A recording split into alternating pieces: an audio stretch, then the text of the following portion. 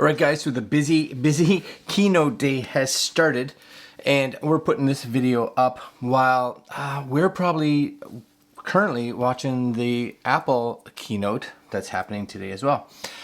So the Canon EOS R3 video presentation, whatever you want to call it, happened early this morning where we are. So Eastern Standard Time, it happened about 6 a.m. So we were up early, and I wanted to give you guys, and I encourage you guys to go actually watch the full presentation from Canon. I'll put links down below to it if you guys are at all interested in it. But after watching it, these are my five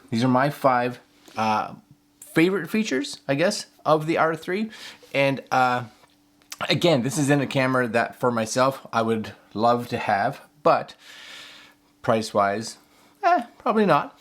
But the cool part about this, even for those of us that have other cameras, is that, you know, I always say competition is good for everybody. So these features are out there now, which means we will start to see them slowly come down into other Canon cameras, and we will also start seeing other manufacturers start looking at this and being like, we need to compete. So whoever you're with or whatever you're shooting with, this is always good. So let's start with number one. This camera was built, as they spoke here, primarily really designed for news gatherers and sports photographers. So it's heavily built around speed, as they talked a lot about in this event. And I think two of the biggest things that they really talked about in regards to speed was shooting at a 1/64,000th of a second. That's ridiculously fast, and I think that opens up a lot for somebody who wants to really just capture a moment that is happening in front of them. So that was probably one of the highlights, I think, in regards to speed. Now this thing captures 30 frames per second, 30 frames per second with full autofocus. So you got ridiculous amount of shots that you can choose from, and these things are locked in time, right? So I think that's really good. Now the other thing that kind of goes along with it that they spoke about is a real reduction, and hopefully probably a fix. They didn't really show too much or talk a lot about it, but they did say that this camera was a step in the right direction, at least in a reduction of things like rolling shutter and light flicker. So again, those are big issues with like CMOS and stuff that we've seen in previous Canon cameras. So I think this section, including all this with the speed of the shutter, the speed of the frames, and the reduction of rolling shutter and flicker, very good. Number two, 6K RAW, internal, I believe, and 6K downsampled to 4K for those of you that don't want to be working with 6K file size. 4K is good, but it's taken from that 6K stream. So that's another really big one.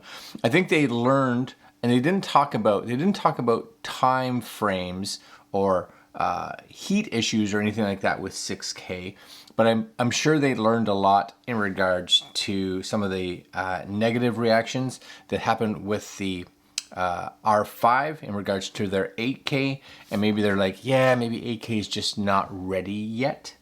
So 6K as well as 4K from the 6K, and they talked about this having a 4K 120, which was better quality than the R5. So again, if you're someone shooting all this, having all that information, especially for those of us that are video shooters, and when you're looking at news gatherers and sports photographers, having a hybrid camera that can really do both, I think is really, really important. So now we're getting, again, 6K gives us so much more like cropping room and information to play with in regards to video. So, oh yeah, that's awesome. Durability.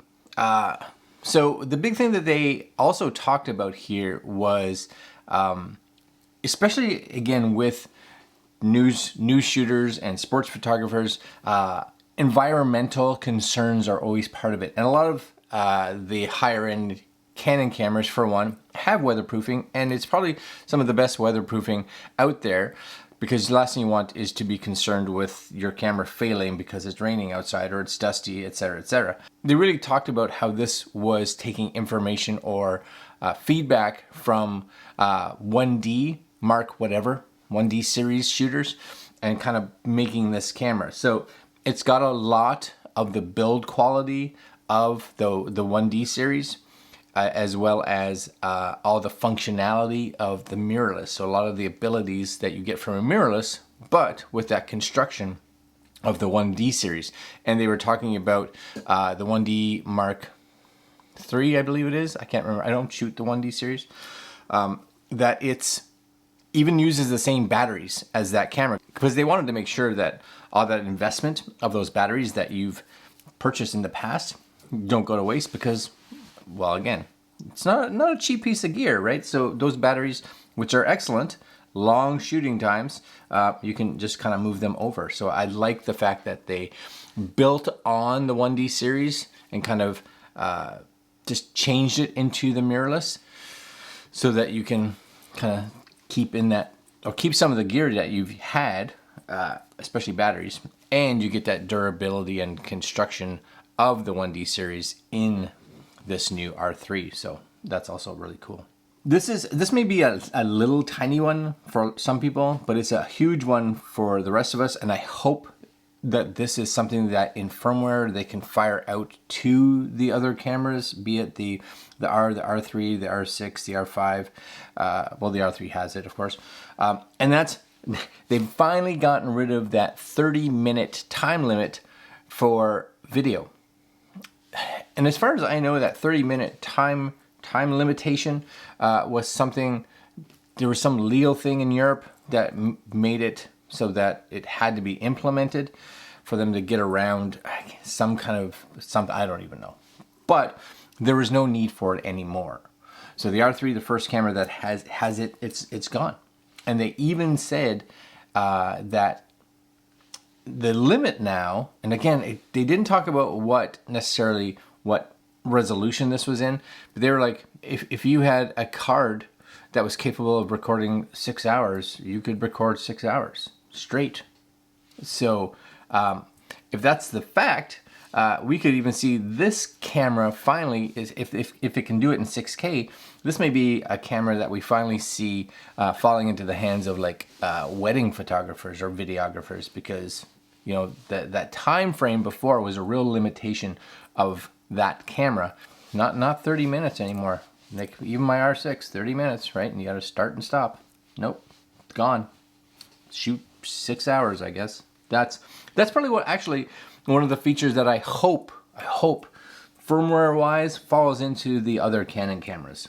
And last but not least, the autofocus tracking. Now I'll combine this. Now for one, the tracking has improved, of course. They've improved it in human eye tracking. They've improved it in like bird and animal eye tracking and tracking in general. But now they've actually included automotive. So cars and trucks, motorcycles, very cool. And what I liked about it as well is they talked about, even with motorcycles, they've gone deep enough to really figure out that they need to track the helmet. So really get into that helmet and track there. So for those of us that like to shoot cars, shoot motorcycles and things like that, we now have a new autofocus selection for that. So that's super cool. And along with this, they talked about, this is the first camera from Canon since, I believe, one of their original SLRs that had the ability to actually track your eye to be able to figure out where it needs to look for focus. They talked about speed, and of course, you know, if you see something on this side, to be able to just look over here, and it would track your eye to see that your eye is turned when you're in the viewfinder, and to know to look over here for focus. Now, the big thing that they talked about in regards to this was, let's say you're shooting two people, right? Or there's two people that are in the scene, and you really want to focus on the person on the left. the camera in its autofocus, especially if it's eye detecting, really doesn't know which person to focus on. It usually just picks the one that's either closer or the one that has more dominant facial features. So this now allows you to say, no, I want to look over here, and it will kind of go over that way. And what was cool is they kind of talked about, and I'm just kind of referencing what they said, is that we are now being able to possibly, I'm guessing, see where the tracking is for your eye in screen.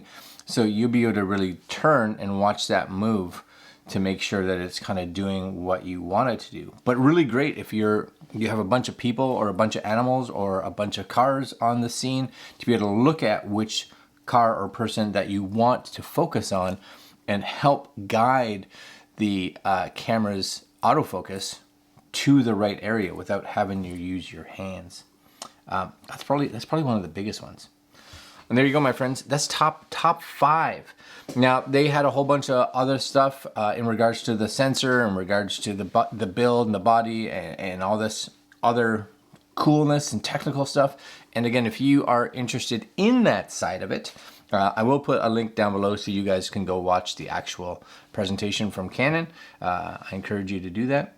And if I had that much money, I'd probably get one. But I don't. So I'm not gonna. Who of you is thinking that the R3 is gonna be the camera for you? Because it definitely looks cool, for sure. All right, my friends, that's it for me today. Top 5 things that I thought were super cool from the Canon R3 event. And that's it. Like, comment, share, subscribe, hit the little notification bell, and we will see you later on today, probably, as we go over what our favorite things from the Apple event. All right, guys. See you tomorrow.